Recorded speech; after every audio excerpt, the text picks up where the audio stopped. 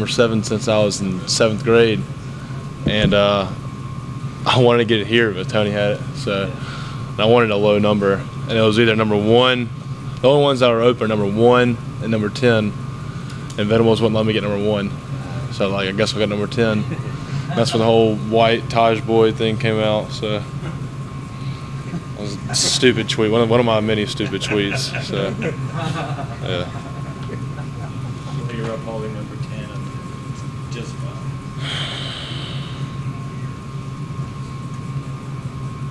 Questions, go right ahead. Talk about your, you went back and watched now.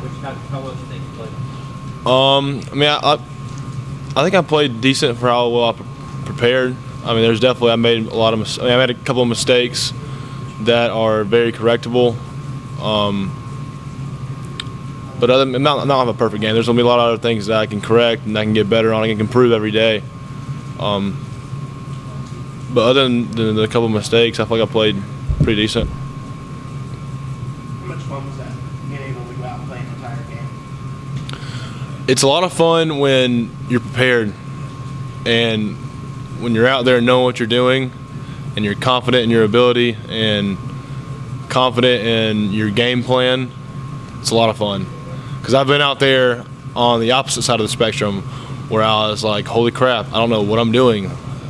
A lot of times last year as a freshman, I was literally just like, I mean, I put in a lot of work last year, but I didn't know how to study film or study my game plan on my playbook.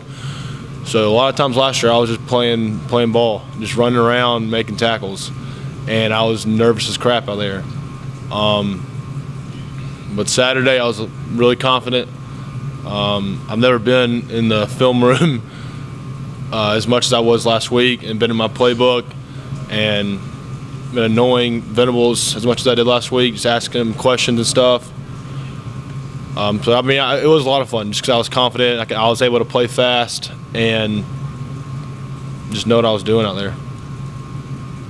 Venables mentioned after the game how much you annoyed him, that you were constantly tapping him on the shoulder and just you were the guy that always asked the most questions. Was that, I mean, when you found out you were going to start, was that in your thought process? Like, I need to get as much from this guy. Yeah, I mean, that's just my opportunity, and I don't want to just miss it. I wanted to make the most of my opportunity, and whenever I had the opportunity or had the chance to ask him a question, whenever I was in doubt of something, I wanted to go in and make sure, because I didn't want that situation to come up in the game.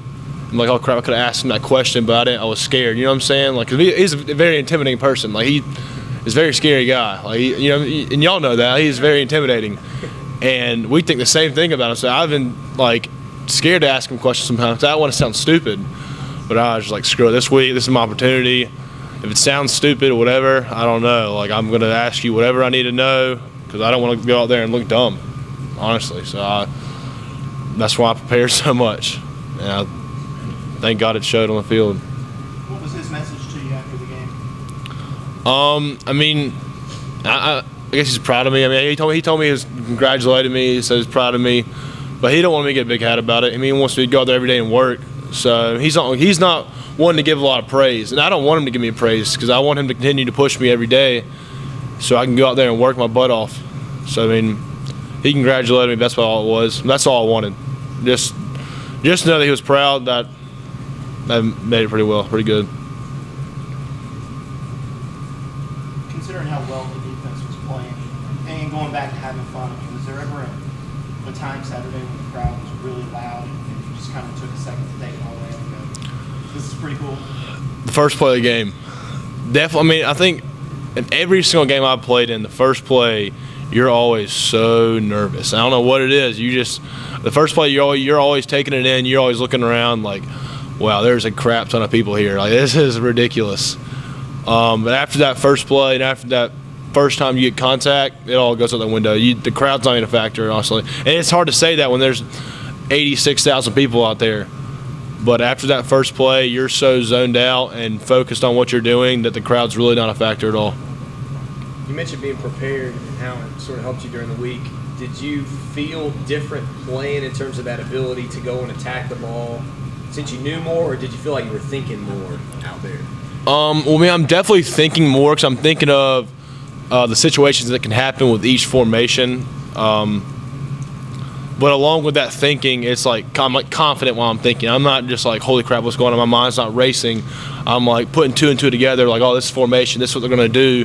This is my run fit. This is my pass responsibility. So it's like while I'm thinking, I'm confident what I'm doing. So. Ben, how dialed in is this entire defense right now? Is there a strong confidence right now, no matter what the challenge, that you guys are going to be able to meet it? I mean, every week we feel like as a defense, as a team, really, that we're going to be the best team on the field. And that goes along with how much work we put in on and off the field, because we're here. And people, like, I want people to know, like, we put in a lot of work, and they know that, but, like, they don't, I don't think the community really realizes how much work we actually put in. Like, we're here throughout the season, literally all day, every day. Like, I have class from 9 to 12, and we start football every day. Our meetings start at 2 o'clock, but we're here. Most of the players are here around 12. They're right after class, and we don't leave till 8 o'clock at night. So we're here literally all day, every day, from August to December. So, like, I think with all the amount of work we've put in, that just – we're confident. We feel like we're the best defense on the team, on the field, and we're going to be the best team on the field too. So every week we know we have the chance to win and we have the chance to dominate.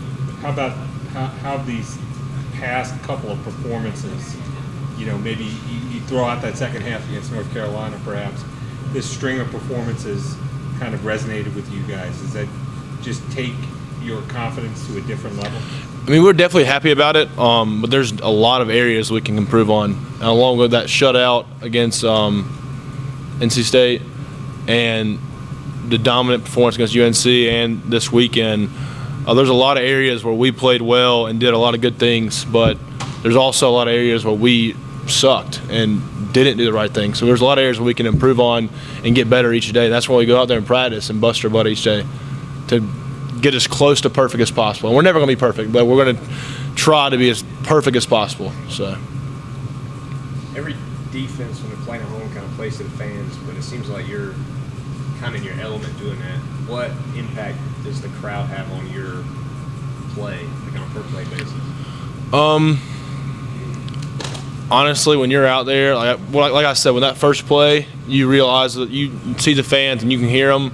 But other than that first play, like, you're so zoned out. If you know what you're doing, if you're not confident and you didn't prepare well and you're scared out there, yes, the fans are going to have a factor because they're going to, like, block your mind and you're not able to think because they're so loud.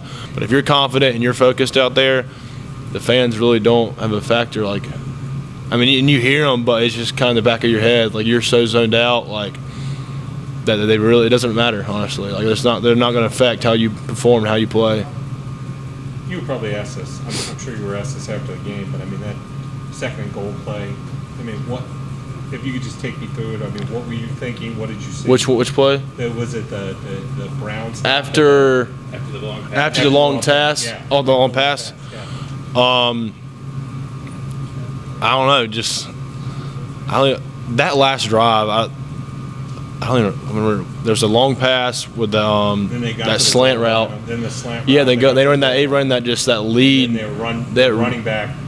Yeah, they run that lead, and I'm not sure what play we're in or what call we're in, but I just saw a gap and just hit it, and I'm pretty sure Vic got there first, and I was like, he's there, I'm just going to jump on and use my body and do whatever is possible to stop this dude, because they had some big backs and they ran hard.